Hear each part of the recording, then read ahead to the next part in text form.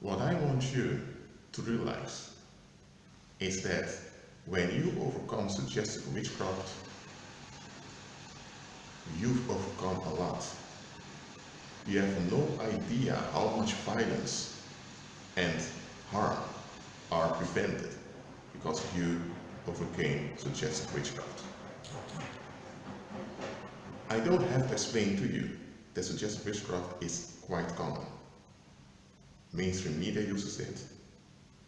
You have in the education system it happens with government, it happens in churches. People are so accustomed and so used and so familiar with suggestive witchcraft that they wouldn't even recognize it as witchcraft anymore. If you point out to them that it's witchcraft, they would agree that you're the one that's crazy. Suggestive witchcraft is when you are being tricked into holding on to a negative outcome. You either hold on to it by just accepting it, or you hold on to it by fighting against it. It's both holding on. You're being tricked into holding on to a negative outcome, and this holding on enables evil spirits to bring that outcome to pass against you. So suggestive witchcraft really tricks you in investing in your own doom. But suggestive witchcraft, because it's suggestive, you're not aware it's happening to you. And here's the thing, that people acting out suggestive witchcraft often aren't aware of it either. Just because they're not aware of it doesn't mean it's not happening. That's why when you're dealing with suggestive witchcraft, know what you're dealing with. Don't minimize it. Don't think about, it's nothing. Look, not everyone that criticizes you is conducting suggestive witchcraft. People say that also. People can criticize you in a constructive manner so that you will become better. If you have a supervisor that's supervising your work, he wants you to become better, so he will criticize you to provoke you to become better. That's different, okay? But when someone comes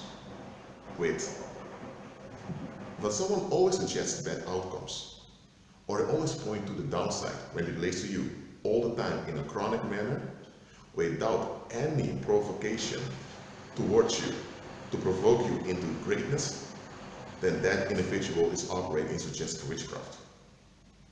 The further removed you are from such an individual, the better off you are. Okay, let me say this one more time because you need to understand this.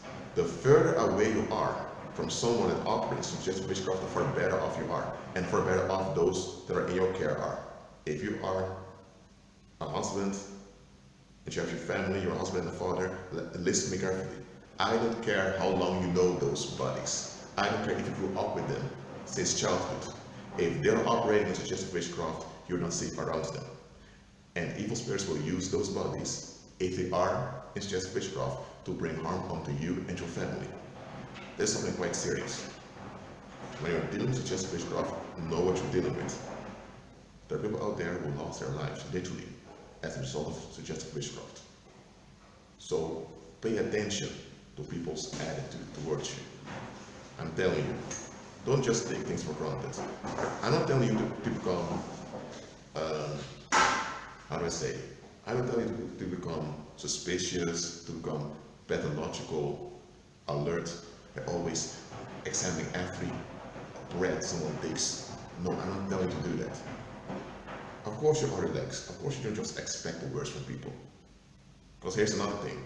People that always expect the worst, they're the ones operating suggestive witchcraft. Because they're envisioning bad outcomes that never happened, that probably will not happen, but because they keep holding on to it, they project it onto those bad outcomes onto others. And now they hold others responsible for what they expect, even though they're the ones expecting it. People that always expect the worst, they are operating in suggestive witchcraft. What do you do with such an individual? You relate to them in a practical manner. It can be someone close to you, like a mother, father, or child, or a sibling, or whatever. It can be someone you are dealing with for practical reasons, for example, a business partner, or a colleague, or a boss, or an employee. Whoever you are, relate to them in a practical manner, while keeping yourself at a safe distance emotionally. Physically, you may have to be there, perform your work and connect, but emotionally and mentally keep your distance from such an individual who always expects the worst. They're operating in suggestive witchcraft, they're operating in darkness. And so they have become available to evil spirits. And once someone has become available to evil spirits will use an individual. Okay? So don't take it lightly. Look, some people expect the worst because they are frustrated, they're traumatized, and they need help. That's different. But then you have people who are just comfortable always expecting the worst. It gives them a feeling of relief by always projecting the negative on the outside. Such folks, they're under suggestive witchcraft, and they will bewitch you in the long run. Okay, what else should I say in this video? I just want to congratulate you. If you've overcome suggestive witchcraft, I applaud you. You've overcome a lot of violence and a lot of danger. Many homicides have been prevented by you overcoming suggestive witchcraft. And here's one more thing, suggestive witchcraft is a collective thing, foremost, that works out in individual cases. It can be that you have a whole population. Let's say you have a Chinese minority in China. And through the media, the Chinese media always suggests criminality on behalf of this ethnic group. Now the rest of the Chinese population just accepts what the state television is telling them, and they enact whatever program they receive through television. So they begin to look out for the people from that Chinese ethnicity. When someone from that Chinese ethnicity applies for a job, they must always does a double background check. Why a double background check? Why wasting all his money, all his effort? Because he holds on to the expectation that the media conditioned him. In this case, that ethnic group is the victim of suggestive witchcraft. And if you're part of that minority, you may suffer a lot of hardships in life that you think, what is it I'm doing wrong? It's not you. You're the target of collective suggestive witchcraft. And there may be people from that community itself that enable their own destruction by fighting against the negative stereotypes that are projected onto them. Because they develop this identity of having to fight that injustice, they get attached to that injustice. Some just get along with it and just says, well, it's just the way it is. That's another trap. The third way and the right way is to acknowledge what's going on, but to see through this deception. Once you see through the deception, you're freed from its grip on you. Why am I mentioning this? Because there are many minorities, not just ethnic minorities, but many minorities in society that are caged by collective suggestive witchcraft. It's not just the media that brings it, the population enables it also. So not all the hardship, all the sudden misfortune that appears to you comes as a result of you or from something that happened to your ancestors. It can be that because you belong to a certain ethnic group, you are targeted by suggestive witchcraft on a collective scale. That can be the case. Or it can be that within an ethnic group, you have certain families who are considered the scapegoats. The rest of the community builds their self-esteem at their expense, and if you're from such a household, you will have to overcome that also. Suggestive witchcraft is behind much crime, much barrenness, much child abuse.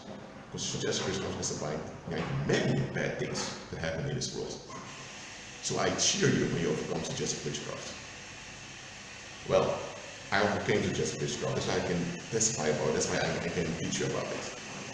I'm telling you, don't put up with it. How do you conquer suggestive witchcraft? I'm glad you asked. Suggest a better outcome. If it's a superior at the job, you can just say, sir, I hear your concern, I understand what you said, but sir, maybe it can be different, okay? You can use that respectful tone, but you don't just accept it when suggestive witchcraft is practiced onto you. Suggest a better outcome. For example, if you have a relative that keeps saying, well, it appears like you're into a financial crisis now. I don't know how long you will stay in it. I don't know how it will ever work out. They keep suggesting bad outcomes. What do? Then just smile, laugh at what they say, mock and say, well, probably I may win the lottery next week, or I'll probably get some business deal and I'll end up in Dubai somewhere.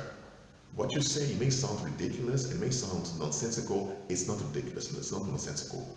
They are operating in negativity and they are suggesting negative outcomes. There's no basis that everything has to go wrong. What you do the opposite. They suggest outrageous bad outcomes. You suggest outrageous great outcomes. Isn't it weird that when you suggest outrageous bad outcomes, people think, well, okay, people get along with it, but the moment you suggest outrageous great outcomes, like you purchasing your new house very soon, or you traveling around the world, or you just name something, isn't it weird when you suggest outrageous great outcomes, people that tend to become frightened of you? Don't you think that's a bit weird? It should be the other way around. So when people suggest outrageous bad outcomes, that we frown upon them and think, huh, what are you saying? But the opposite is happening. When you suggest great outcomes for yourself, say you're not realistic, you're dreaming, people tend to become offended by that. Well, let them become offended. Suggest great outcomes on your own behalf. Suggestion is a tool, okay? You can use it for the right purposes, but a lot of us use it for the wrong purposes. Now use it for the right purpose, okay? The reason to suggest witchcraft is because it tricks you in the negative without you being aware of it. Look, you can use suggestion to provoke great things in people and activate great things around you. So you counter suggested witchcraft by countering it with outrageous great outcomes. Those great outcomes don't have to appear realistic from your point of view. It can be just 0 on your bank account now, or you're minus 2,000 on your bank account. Let's say that's your case. People look at the situation and think, oh dear, they keep talking, they keep feeding the negative situation. And you suggest, soon now, you suggest I'm debt-free, I'm somewhere in Hawaii, drinking some cocktail, having a good time. You suggest some outrageous great outcome. And people look at you and think, oh, that guy is out of his mind, or he goes out of his mind. He, or maybe she, is minus 2,000 on the bank, they're thinking about going to Hawaii, drinking a cocktail there. What's going on? They see a bad situation and keep feeling, they align themselves with the negative. You acknowledge the situation, but you don't feel the situation. Instead, you use your spirit abilities, your ability to project a great outcome on your own behalf. When you do that, you are countering the negative circumstance. You counter the poverty, you counter what's behind it. While those that are speaking in line with the bad, they are feeding it. So that's how you combat suggestive witchcraft. And the best way to combat suggestive witchcraft is when you align your